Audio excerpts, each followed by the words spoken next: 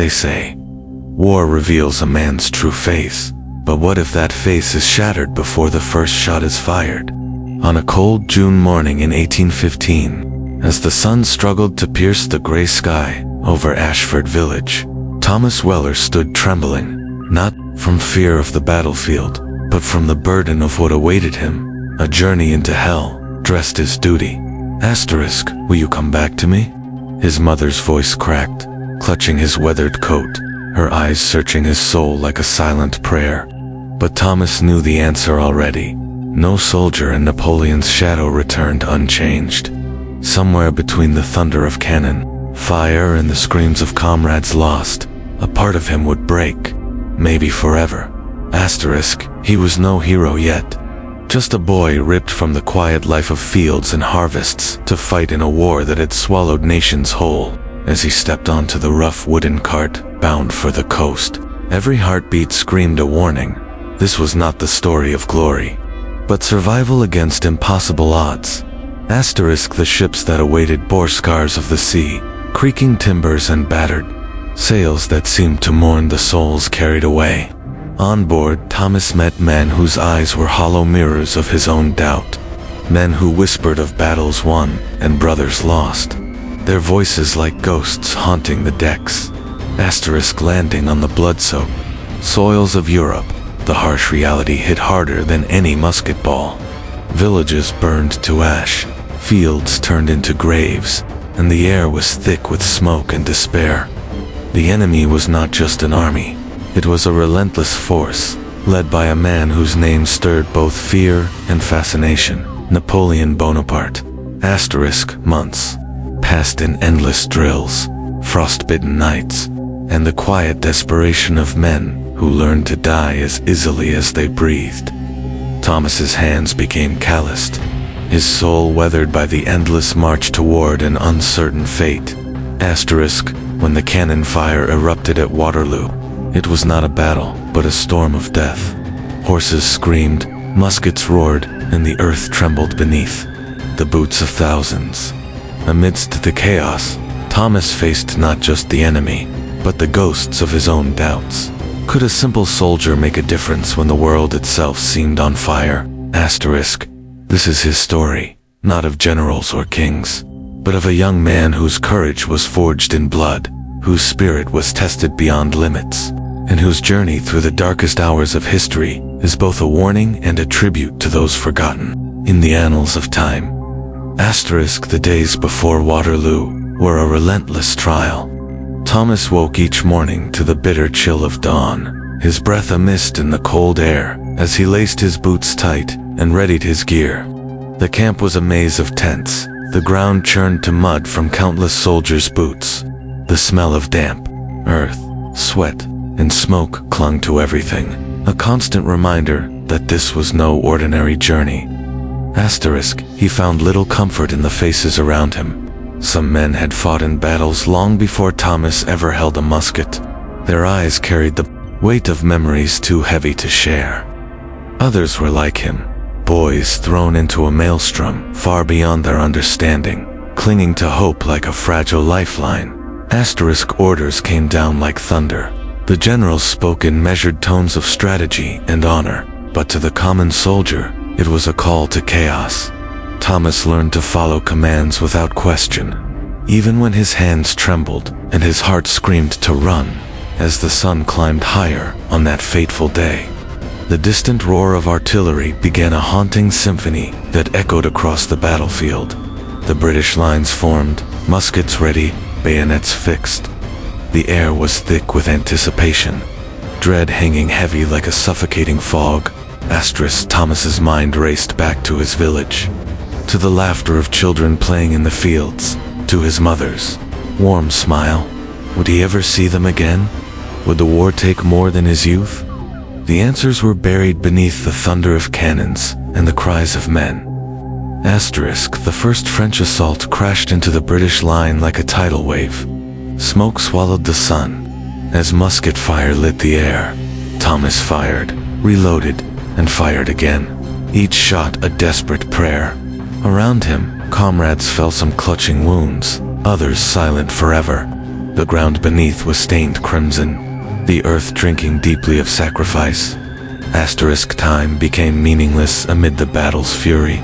Hours blurred as charges and countercharges tore through the ranks. Thomas saw friends' faces he had shared stories with just days before, now twisted in pain or gone cold. Fear threatened to consume him, but something deeper stirred, a fierce determination to survive, to honor those who could not. In a moment of chaos, Thomas found himself separated from his unit, alone, wounded, and surrounded by the enemy. He ducked behind a shattered tree trunk, clutching a bleeding arm. Every breath was a struggle, every heartbeat a question of whether this was the end. Then, through the haze, he spotted a fellow soldier, an older man, grim-faced, but steady. Without words, the man reached out, pulling Thomas to safety behind a ridge. The simple act of solidarity amidst carnage reminded Thomas that even in hell, humanity could endure. As the battle waned and the British forces held their ground, Thomas was carried from the field. The cost was staggering: thousands lost, futures shattered. But the war was not yet over, and neither was his story. The aftermath of the battle was a ghostly silence, broken only by the groans of the wounded and the whispers of the dead. Thomas lay on a makeshift stretcher, the weight of pain anchoring him to the earth. Around him, medics moved like shadows, their faces etched with exhaustion and despair. The camp hospital was a far cry from home. Tents overflowed with the injured, the air thick with the stench of blood, sweat, and unwashed bodies. Thomas watched as men lost limbs, succumbed to fever, or drifted into unconsciousness. Their fates uncertain. Each day was a battle of its own against infection, hunger, and the gnawing loneliness that crept in when the fighting ceased. Letters from home were scarce, and when they came, they carried a bittersweet hope that seemed as fragile as a spider's web. Thomas found solace in small moments: a shared joke with a fellow patient, the soft murmur of a prayer, the rare glimpse of sunlight through the canvas. Yet beneath it all, the war's shadow lingered, a constant reminder that the fight was far from over. Stories from the front lines reached the hospital like echoes from a distant nightmare. Rumors of Napoleon's desperate maneuvers, of Allied reinforcements, and of battles yet to come stirred both hope and dread. As Thomas's wounds slowly healed, so did his resolve. The war had stripped away the naive boy who left Ashford months ago, replacing him with a man forged in the crucible of suffering and sacrifice. When he was finally deemed fit to return to duty, Thomas knew that the next chapter of his journey would demand even more courage, not just to fight, but to endure the endless march of war. Thomas returned to his regiment, under a sky heavy with clouds, the air thick with the scent of damp earth and smoke. The familiar faces greeted him with nods and gruff welcomes, but the fire in their eyes mirrored the battles they had all endured, a fire fueled by loss and an unyielding will to survive. The war had shifted. New orders sent the regiment marching toward the rugged hills of the Pyrenees, where the landscape itself seemed as hostile as the enemy. Cold winds bit through their uniforms, and the narrow mountain paths tested their endurance. Every step forward was a struggle against both nature and foe.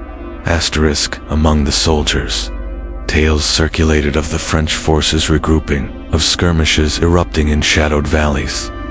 Thomas listened, absorbing every detail, knowing that survival meant more than just bravery. It required cunning and resilience. The nights brought no relief. Campfires flickered weakly in the biting cold, and the soldiers huddled close, sharing what little warmth and stories they could. Thomas often found himself staring into the flames, memories of home mingling with the harsh realities around him. One evening, as the moon cast a silver glow over the rugged terrain, Thomas and a small patrol were ordered to scout ahead. The silence was unsettling. Every rustle in the underbrush sent a jolt through their nerves. Suddenly, a crack of musket, shot echoed through the trees, and chaos erupted. Pinned down by unseen foes, Thomas's unit fought desperately, the clash of steel and gunfire blending with the wild calls of the night. Amid the confusion, Thomas was separated again, forced to navigate the treacherous landscape alone, wounded and weary. In the darkness, with only the stars above as guides, he wrestled with fear and hope. The war was no longer just a distant nightmare. It was a relentless presence, stalking him through every shadow. Hours seemed to stretch into eternity as Thomas navigated the dense forest, each snap of a twig setting his heart racing. The cold bit deeper now, gnawing through his clothes, and the pain in his leg throbbed with every step. His breath came in ragged gasps, mingling with the sounds of the night, an eerie chorus of distant howls and rustling leaves. Memories of his childhood in Ashford flickered in his mind, his father's steady hands, his mother's gentle smile, the warm glow of the hearth. Those memories were both a balm and a torment. They reminded him of what he had lost and what he fought to protect. Hours later, just as dawn began to chase away the night, Thomas stumbled upon a small clearing. Exhausted and barely able to stand, he collapsed beneath a twisted oak, the rough bark pressing against his back. As he lay there, he was overcome by a strange mixture of relief and despair. In that fragile moment of stillness, he heard footsteps, soft, cautious. Instinctively, he reached for his musket, but the figure that emerged was not an enemy. It was a local villager, an elderly man with kind eyes and a weathered face, who had seen the horrors of war long before Thomas had set foot on this battlefield. The man tended to Thomas's wounds with gentle hands, speaking in broken English, mixed with the soft cadence of his native tongue. He shared stories of the land, of resistance, and of hope that war would one day end. That night, Thomas found not just shelter, but a renewed strength. The war had tested his body and spirit, but in the kindness of a stranger, he glimpsed a future beyond the smoke and blood, a future worth fighting for. The following days were a haze of movement and whispers. Thomas stayed hidden in the small village, his wounds slowly healing under the watchful eye of the old man, whose name was Pierre. The villagers lived in constant fear, caught between the demands of the French troops and the hope that the British might soon turn the tide. Thomas learned of the locals' quiet acts of rebellion, sabotaging supply lines, hiding wounded soldiers, and passing messages through secret networks. It was a war waged in shadows, far from the open fields where cannon fire roared. Despite his injury, Thomas felt a new kind of battle within her, struggled to hold on to his humanity amid the endless violence. He listened to Pierre's stories of resistance and resilience, stories that rekindled a spark of hope in his weary heart. When the time came to rejoin his regiment, Thomas left the village with a heavy heart but a strengthened resolve. The war had shown him its darkest face, but also its flickers of light. Back with his comrades, he found the landscape of war had shifted yet again. The battles ahead would demand every ounce of courage and endurance he had left. As Thomas rejoined his regiment, the air was thick with anticipation and exhaustion. The soldiers bore the marks of endless conflict, worn uniforms, haunted eyes, and scars that told stories words never could. The Napoleonic Wars had dragged on for years, and the cost was etched deeply into every man's soul. Orders came swiftly. The regiment was to advance toward a strategic fortress guarding the approach to Spain. The march was grueling. Mud clung to their boots, and the cold seeped into their bones. Supplies were scarce, and the constant threat of ambush loomed with every step. The night before the assault, Thomas sat by the campfire with his closest comrades. They spoke in hushed tones about home, dreams, and the uncertain future. It was a brief respite, a momentary pause before the storm. At dawn, the battle began. Cannon fire shattered the morning calm, and muskets cracked like thunder. the air filled with smoke, dust, and the cries of the wounded. Thomas fought with fierce determination, each moment a desperate struggle between life and death. Amid the chaos, he witnessed acts of bravery and sacrifice that would haunt him forever. Friends fell beside him, their final words lingering in the air like ghosts. Yet the regiment pressed on, driven by duty, honor, and the hope that this battle might turn the tide. When the smoke cleared, the fortress lay in British hands, but the victory was bitter. The cost was counted not just in lives lost, but in the heavy silence that settled over those who survived. Thomas knew the war was far from over. The fight would continue, and so would his journey, through pain, loss, and the unyielding hope for peace. The days that followed the fortress's capture were a grim reminder of war's harsh realities. The wounded filled the makeshift hospitals, and the once vibrant camp was now heavy with sorrow and exhaustion. Thomas found himself walking the lines, offering what comfort he could, his heart heavy with the memories of fallen comrades. Orders came again, this time sending the regiment deeper into hostile territory, where supply lines were stretched thin, and the enemy's presence felt in every shadow. The terrain grew more treacherous, dense forests and jagged cliffs replacing open fields. Thomas learned to trust the quiet moments, a shared glance, a whispered prayer, a fleeting smile amid despair. These small acts of humanity were shields against the relentless tide of violence. One evening, as the sun dipped below the horizon, Thomas sat alone atop a hill, gazing out over the battlefield. The silence was profound, broken only by the distant sounds of campfires and murmured voices. He reflected on the journey so far, the hardships, the friendships, the losses. The war had changed him, shaped him in ways he never imagined. But beneath the scars and weariness, a flicker of hope endured, hope that one day, this chapter would close, and peace would prevail. As darkness settled, Thomas made a silent vow to carry the stories of those who could not speak for themselves, to remember their courage and sacrifice, and to live in a way that honored their memory. Winter's grip tightened over the rugged landscape, turning muddy paths into icy traps, and adding a new layer of hardship to the already weary soldiers.